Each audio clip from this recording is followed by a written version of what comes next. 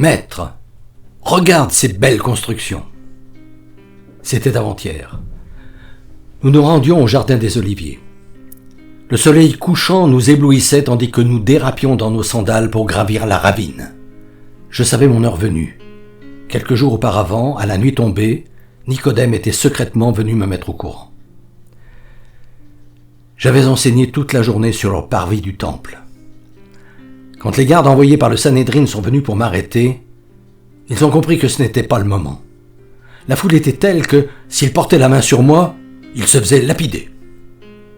Celui qui les dirigeait a donc décidé de différer mon arrestation et de faire comme si, passant par là, il était venu m'écouter.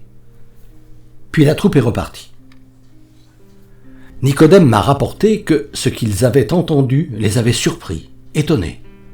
Quand il a fait son rapport, leur chef a même dit, pour se justifier de ne pas m'avoir amené, « Personne n'a jamais parlé comme cet homme. » Ce à quoi Caïphe a réparti, cinglant. « Alors, vous aussi vous vous êtes laissé prendre. » Puis les membres du Sanhédrin ont débattu du meilleur moment pour m'arrêter.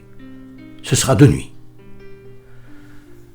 De là où je suis, j'entrevois Nicodème qui se tient en retrait, à moitié caché par le scribe qui m'interrogea un jour pour me demander quel était le premier des commandements. Il avait approuvé ma réponse. Mais, si j'en crois la façon dont il plaisante avec Caïphe, je ne suis pas certain qu'il ait vraiment entendu qu'aimer son prochain est la meilleure façon d'aimer Dieu. Nicodème m'a rapporté que la discussion a été animée au Sanhédrin. J'étais un agitateur. Soi-disant, je ressuscitais les morts. Il ne pouvait évidemment pas croire que j'ai pu réanimer Lazare, mon ami, 4 jours après qu'il ait été mis au tombeau. Lui aussi, il va falloir le supprimer, a commenté Anne. En plus, je laissais dire que j'étais fils de Dieu, autrement dit, selon leur dialectique, Dieu lui-même. Comme si j'étais là pour ça.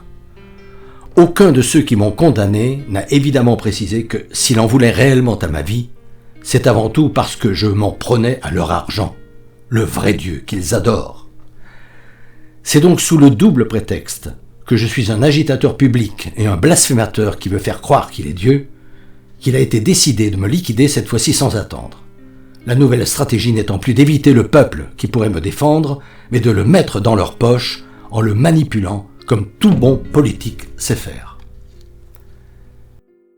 Maître, tu vois ces pierres de taille ? Nous nous arrêtons.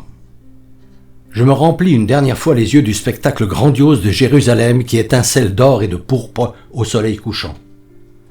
Oui, la ville sainte est belle, son temple surtout, qui la domine de toute sa hauteur. Sans doute est-ce davantage à cause de sa splendeur que l'on y vient adorer depuis les confins de la Grande Mer qu'à cause de la foi dont il se veut le haut lieu. Je me contente donc de commenter. Ah, Jérusalem, sais-tu que le monde aurait changé si seulement tu avais bien voulu recevoir le message de paix